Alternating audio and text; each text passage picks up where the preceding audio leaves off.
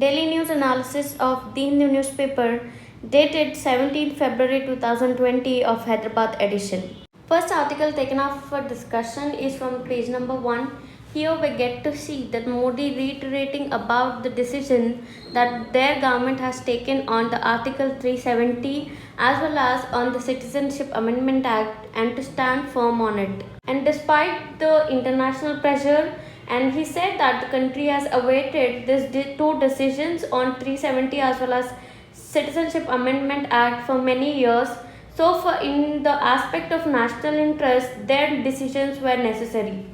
So being here in his own constituency, that is Varanasi, he has launched projects worth 1.2 crores and he also unveiled the Deen Dayal Upadhyay statue, which is around like 63 feet, and this statue is considered to be the country's largest statue of the Pandit Deen Dayal Upadhyay.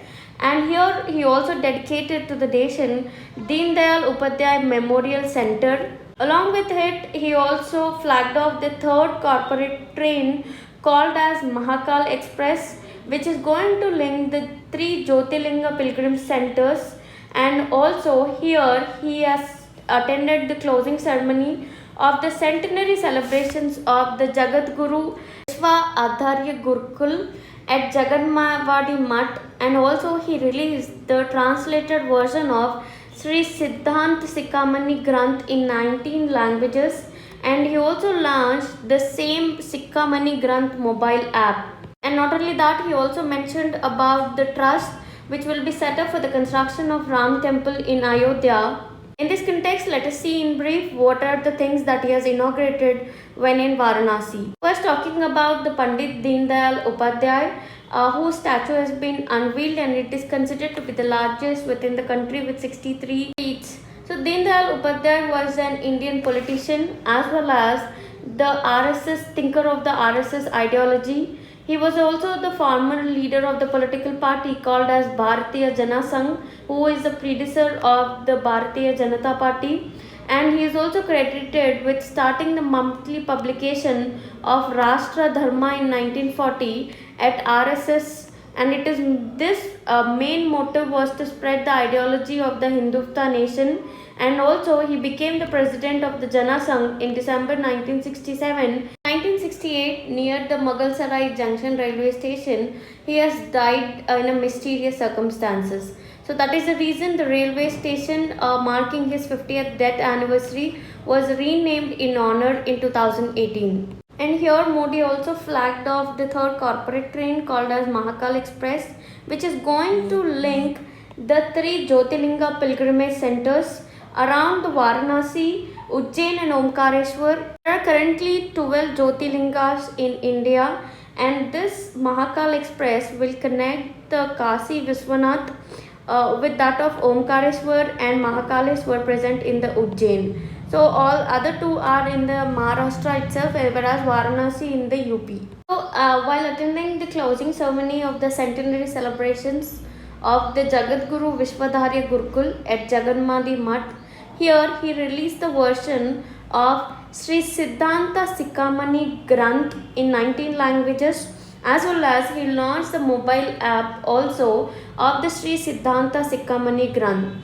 Coming to this Sri Siddhanta Sikhamani Granth, it is a religious scripture of the Panchacharyas tradition of Veera Shivas. They are also called as Lingayatism, right? And this is considered to be the Dharma Grantha, that is Siddhanta Sikhamani is considered to be the Dharma Grantha, which is a sacred scripture of the Veera Shivism. Next important news item also taken up from the same page number 1, and here we got to see how the perspective of the humans are changing towards the big cat.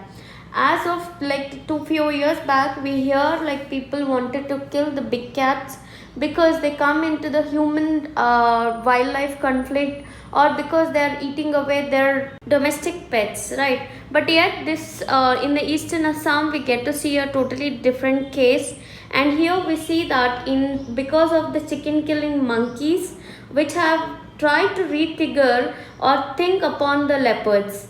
So behest of the unimaginable monkeys, Some parts in the rural eastern Assam are turning toward these spotted cats called as leopards. If we see mostly in the rural eastern Assam, they're becoming more and more kind of lenient towards the leopards unlike before. The main reason why they're turning their heads towards the leopards is because of the unmanageable troops of these monkeys. About, if we see, around 6 years ago also we have seen the people who live in and around the Kaziranga National Park has also tried to protest on the national highway, asking the authorities in order to curb the menace of these monkeys. The irony of these monkeys is that they have become non-vegetarians, and they have become very desperate enough even to target the hen copes and to rip the chicken apart and to eat the grains, the fowl stored in the sack-like crops before digesting. In contrast to what we usually hear about the monkeys, like they eat only fruits, that's what we always been thinking. But this rhesus macaw, it is an omnivorous thing, and it is least concerned on the IUCN list, whereas the leopards that they want to think about comes as the vulnerable of the IUCN.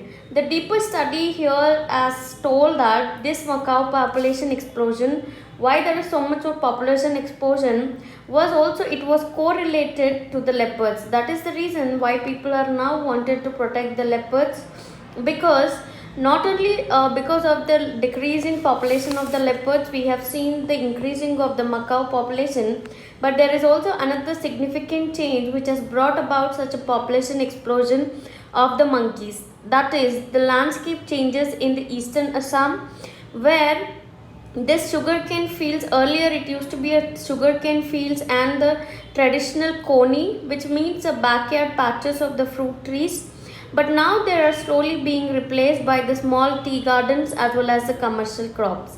That means that why these macaws are becoming taking away even the chickens is because of the lack of this backyard patches of the fruit trees. So if had it been this backyard patches of fruit trees, they would have stayed only to the outdoors of the people. They wouldn't have come inside the house or take away all this. But because of the lack of these fruit trees, now they are also moving towards another type of food for their survival, right? And next is the decreasing population of the leopards, as these leopards would actually prey on these monkeys, and because of the decreasing population of these leopards, we also see the increasing of the macaw. As these both species are very high adaptivity they have, and also they live closely to the humans. And if we see 15 years ago, there were around 12,000 leopards in this Assam. But yet today if we see, there are less than 5,000 leopards in Assam. So there is a correlation between the monkeys and the leopards. So now people have become more concerned towards the leopards, and now they are letting the leopards be or have them captured and released in the wild, unlike earlier who used to kill these leopards. So in some or the other ways, I'm happy that this big cats is getting the attention again. Is to the correlation, and it is also making us think about the food web, where we need some kind of animals on the apex. Otherwise, because of the lack of the predator, these small animals can actually become a problem because of their explosions. Next up, we all know about the Wayanad, right? It is the reserve constituency of Rahul Gandhi. Here you can see this Wayanad in the northern part of Kerala. And this Wayanad has failed in order to make it to the list of the tiger reserves with the wildlife sanctuary. So as of today, this Wayanad Wildlife Sanctuary, it is a home to more than half the number of tigers which are present in Kerala. If we see in Kerala, there are only two tiger reserves as of today, that is Periyar Tiger Reserve and the Parambikulam Tiger Reserve. And whereas in Periyar Tiger Reserve, we can find around 30 to 35 number of tigers, and in Parambikulam around 20 to 25. But recent census on the tigers have shown that in the Wayanad there are more than 80 number of tigers, amounting to the double the number of the tigers that the present state has. But yet the attempts that were made by the Kerala Forest Department in order to put forward a proposal in order to notify this Wayanad Sanctuary as the third tiger reserve in the state became a failure after the recently held meeting with the State Wildlife Advisory Board, saying that there is a continuous public resistance against the attempts in order to declare this Wayanad Wildlife Sanctuary as a tiger reserve. But yet, if we see just surrounding the Wayanadu, we see more than 5 kind of tiger reserves just adjoining this Wayanadu. If we see, namely like in Karnataka, you can see Nagarhole, Madumalai, and Bandipur, and here you can see even Satyamangalam, right, just adjoining the Wayanadu. But yet, the people in this region are protesting, saying that they do not want this wildlife sanctuary to be declared as a tiger reserve. First, here let us talk about the Project Tiger. This Project Tiger was launched in the year 1973. The main aim of launching a such Project Tiger was to ensure maintenance of available population of the tigers in India for scientific, economic, as well as cultural and ecological value, and in order to preserve the areas of such biological importance as natural heritages for the benefit as well as education and enjoyment of the people. So the main aim of this Project Tiger was to preserve the endangered species as well as to harmonize the rights of the tribal people living in and around the tiger reserve. So these tiger reserves are the areas that are notified for the protection of tigers as well as its prey, and it is governed by the Project Tiger. In order to include a particular wildlife sanctuary or national park to be declared as a Project Tiger, or if in order to get this tiger reserve status, it is the state government on the recommendations of the National Tiger Conservation Authority shall notify an area as a tiger reserve. And this tiger reserve, if we see, it will have 2 areas, namely the core area. This core area is a very critical for the conservation or the habitat of the tiger, and they are established on the basis of scientific and objective criteria.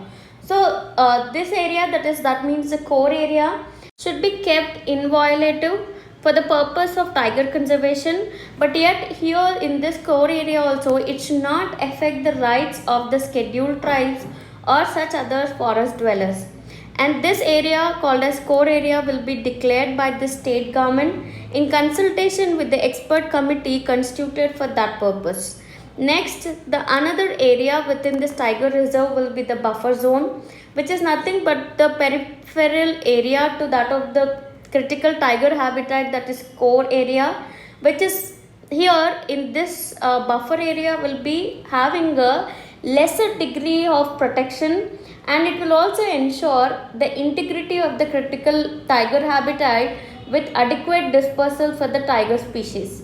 So the main aim of declaring this buffer zone, it is to promote the coexistence between the wildlife as well as the human activities, while giving a due recognition to the livelihood, development, social as well as cultural rights of the local people.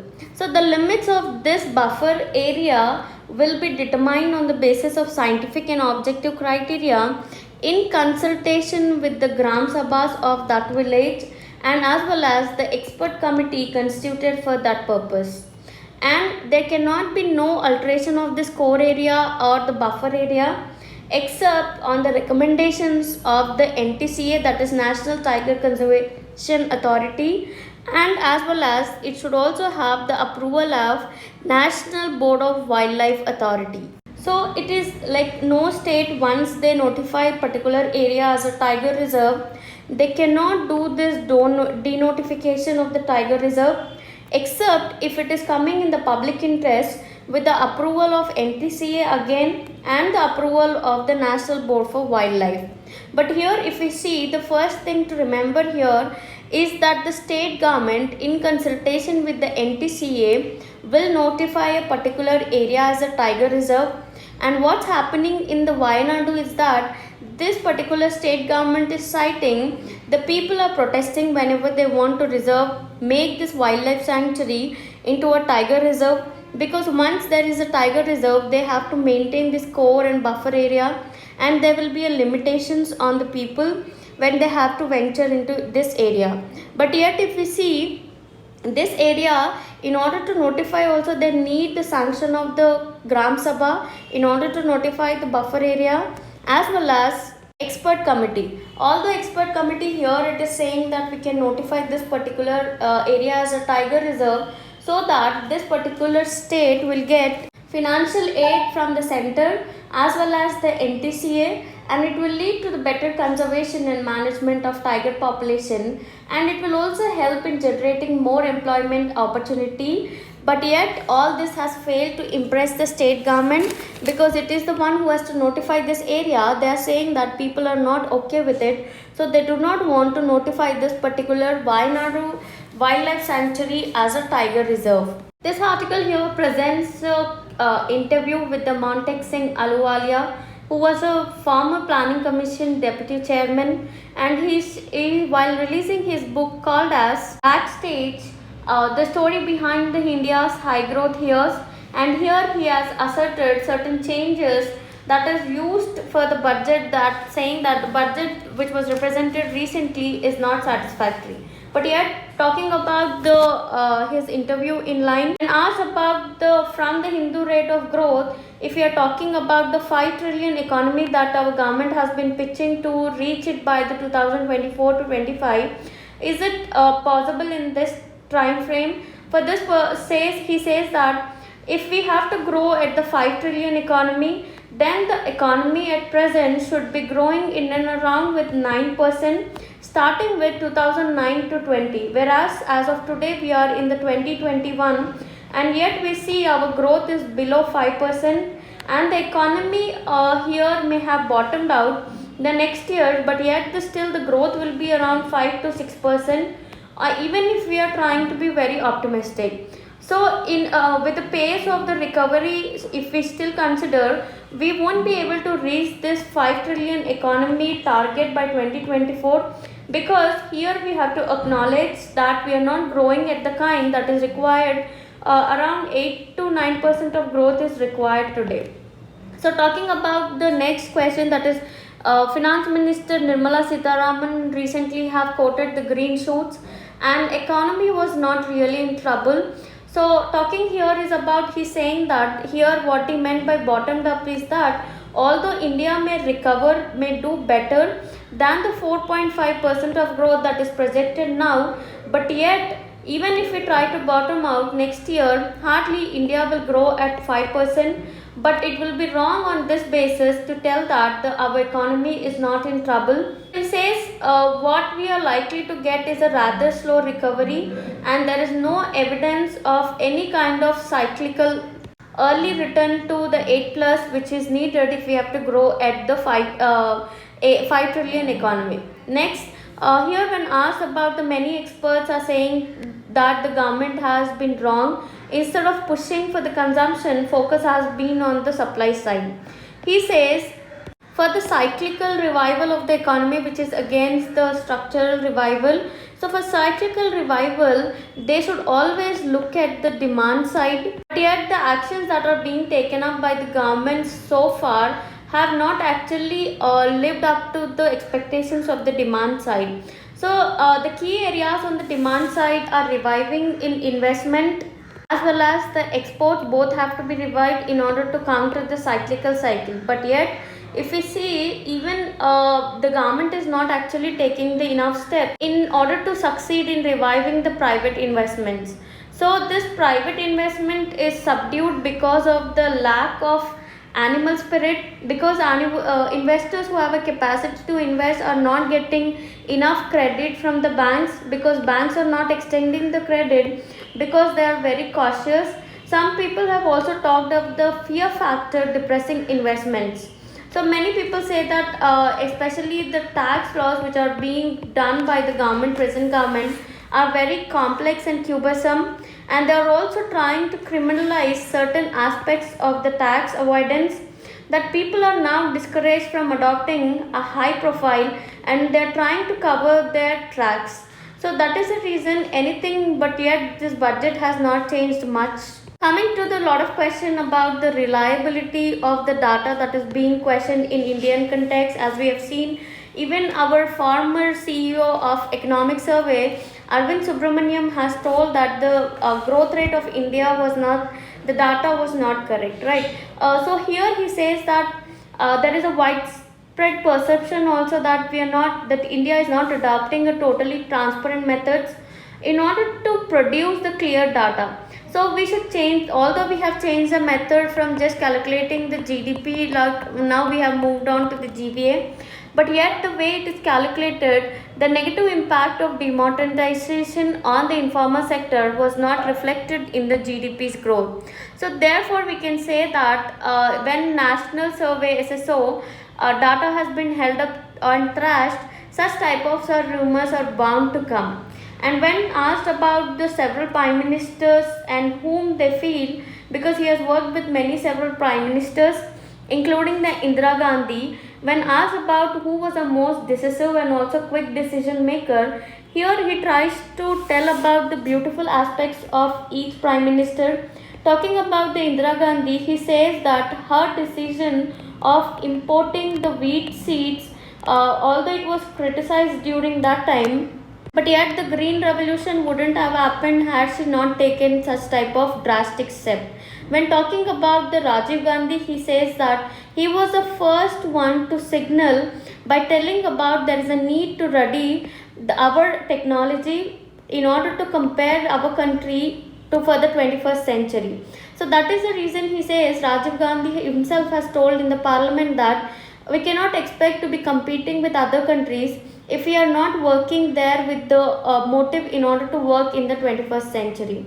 Coming to the Narasimha Rao's government, he says that there was a dramatic changes were made, especially Narasimha Rao government has to be actually given a full marks because of the finance minister like Manmohan Singh, who orchestrated the broad ranging reform programs, and same is the case with the Vajpayee government. But in case if we see of the UPA one, because of the coalition, these people had to listen much to the left, and because Manmohan Singh was not the political head during that time, working within these constraints, especially in the first few years of the UPA, yet we have seen the growth of 8.4%, which was also a bold decision taken by signing the Indo US nuclear deal. So if we talk about all this, if he has to advise the government on the key issues, then he says that he has outlined many number of ideas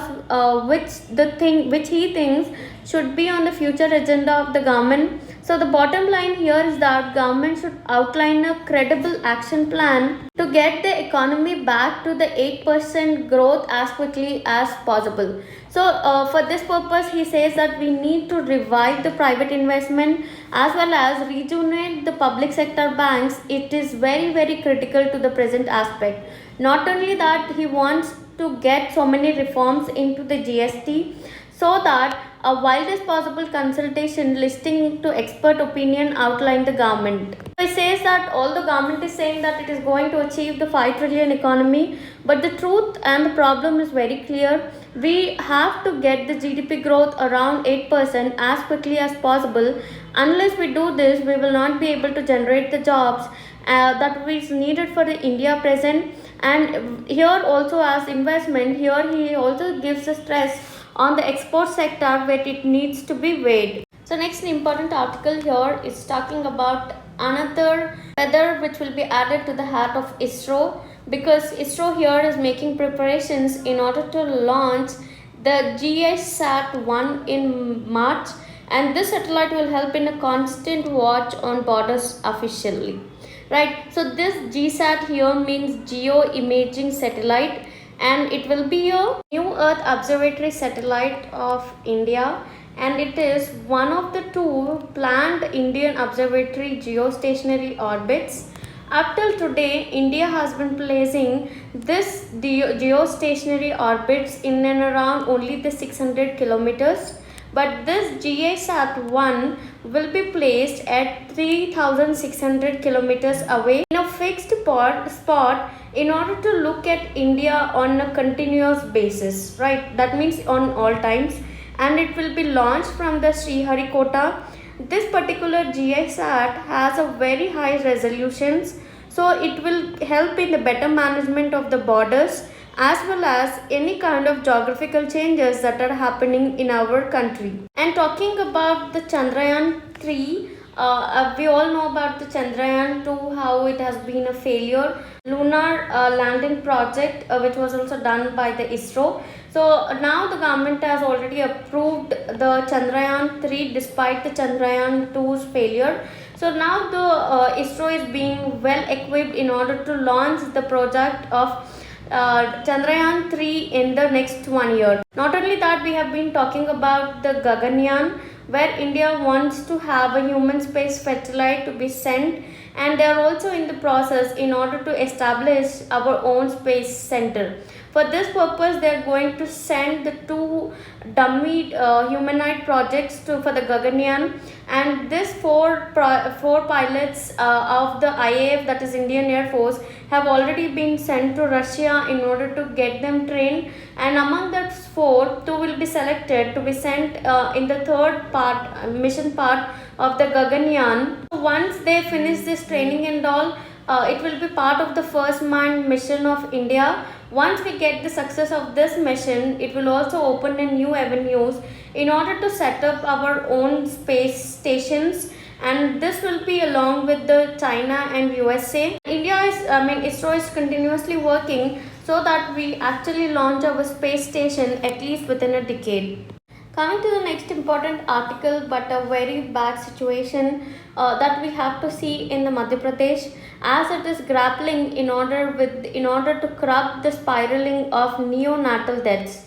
Here, neonatal means babies who are just 28 days, under 28 days after their birth, right? So here it shows that Madhya Pradesh has recorded the highest percentage of this newborn deaths against the people who have been, if some 100 people have been admitted, if the 100 children have been admitted into the state-run sick newborn care units, it is like kind of ICU for the small children, right? That is neonatals. And if at all, if there are some 100 children, if they have joined this, around 11.5% of the children die in this sick units, whereas the national average is around 7%, that is 7 children die out of the 100 children who have been admitted into this SNCUs, right? But yet if we see why we are calling it as a spiraling situation in Madhya Pradesh, it is that the admissions of these neonatals in the states have dropped. From the 2017 onwards, there are less children who are joining this SNCU, but yet the percentage of deaths actually has surpassed the Bihar in 2017 with 12.2%. Here they have actually surpassed even the West Bengal, Rajasthan and UP.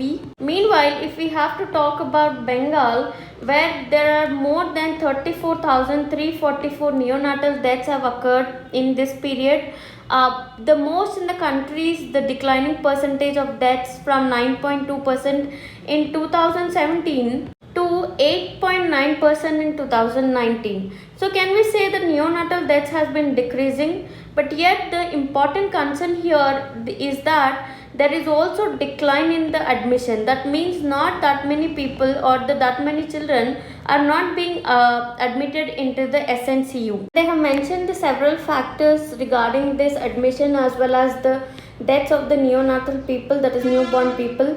The several factors here being the staff crunch as well as the low community referrals, absence of special neonatal transport services, and the non-availability of enough units in order to cater the increasing institutional deliveries has contributed to the spike of this percentage of deaths. So the report says that this Madhya Pradesh government have just half the number of staff that is required across the state. If we take the example of the Jabalpur unit, there are only 14 nurses, requirement is 22.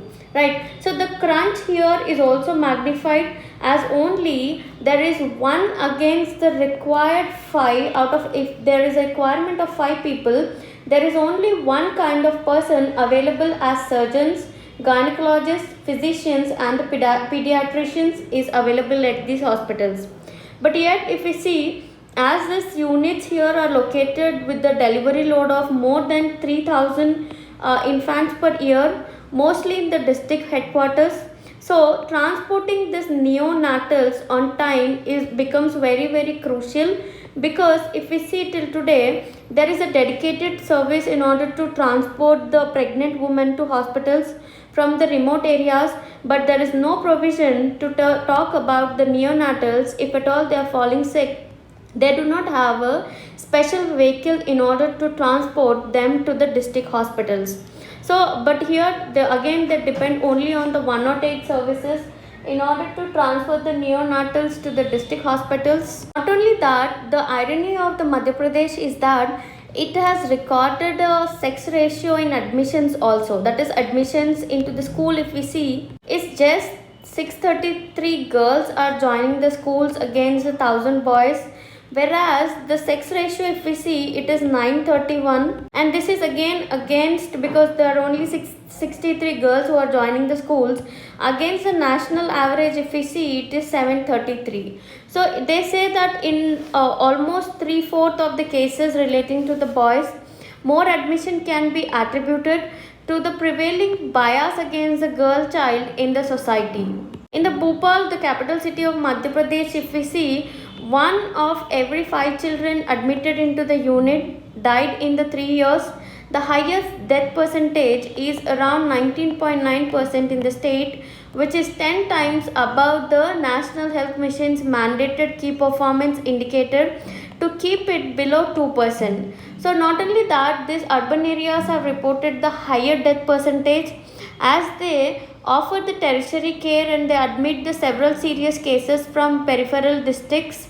But yet if we say, several districts had underreported deaths as well. So it illustrates that the underreporting is illustrated by this National Health Mission's Child Healthcare Review of 2019 to 20, where it has highlighted 43 districts where the government officials did not report more than 50% of the deaths of children under 5 to falsely jack up their score. Coming to the next article, that is COVID-19, which has the new coronavirus, which has been named as COVID-19. In order to say, CO here represents the corona, whereas the VI defends the virus and D means disease.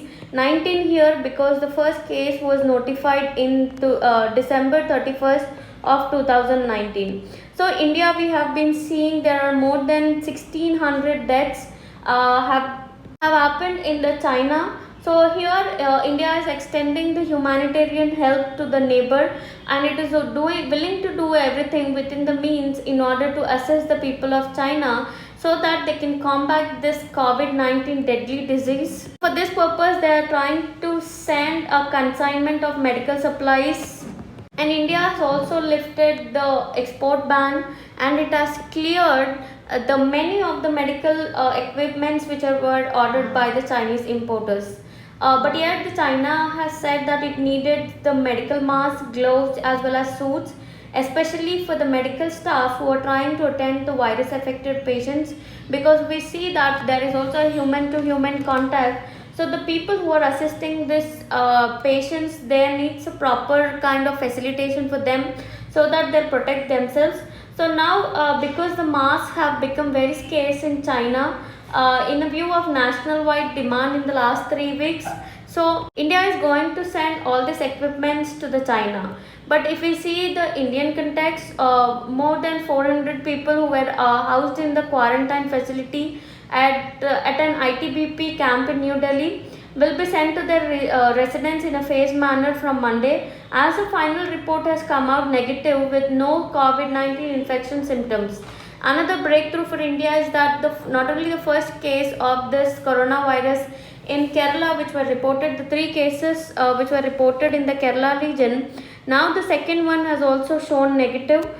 It's a kind of relief for India because only the third case needs to be shown if they are really infected or not.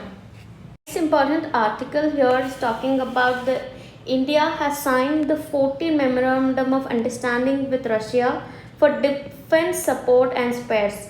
We all know we import lot of materials, military equipments from the Russia. So once we get this equipments to India, usually because of this wear and tear, we need again the spare parts in case of any emergency or if this equipments fail, right? So but yet again and again importing the spare parts becomes very costlier for India, and that is the reason sometimes we need to think whether to import such things from a particular country or not, because those kind of bringing the spare parts should again not become very costly for any country, right? So for this purpose, India and Russia are going to sign a memorandum of understanding in order to address this issue of regular spares as well as the support system for the Russian military equipments with the armed forces.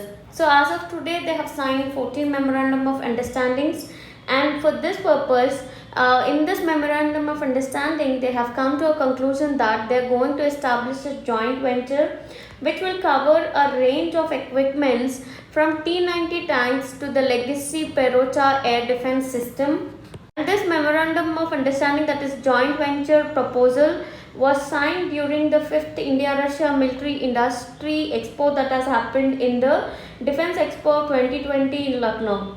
So as all these things, whatever the memorandum of understanding we are signing, they all will come under the intergovernmental agreement on joint manufacturing of spares in India, which was signed in the last September of 2019, so that India will get a mutual cooperation in manufacturing of spares, components, aggregates and other materials related to Russia or Soviet origin arms and defense equipments. So here the Navy and the other defense system has been complaining for a really long time, saying that this lack of timely spares and support has been constantly an issue which is being faced by the military people, and so that now they have first requested for a proposal for manufacturing of parts in India under the provision of intergovernmental agreement was also handed over by the Navy to the identified Indian industry. Another important memorandum of understanding that was signed is between the BDL called as Bharat Dynamics Limited and the Almaz Antry of Russia. Here they have signed an understanding saying that they are going to explore the feasibility of joint venture in India for the production of various subsystems under the air defense missile systems, which will include systems like Tungsa, Kavardat, Osaka, Pechora air defense system, as well as the Silka self-propelled air defense gun system. But yet there are also agreements on emerging technologies like artificial intelligence, Internet of Things, blockchain and robotics based on Russian technology under the proposed Indo-Russian Joint Venture Center of Excellence. So this is mainly, it will address the concern of the Indians defense system. Whenever they are requiring the equipments, usually the army finds it a lot of time they have to wait in order to get the spare parts. So once with the coming of this joint venture together, that is where they can manufacture the spare parts together, it will help in easing as well as in giving the spare parts on timely delivery to the defense systems.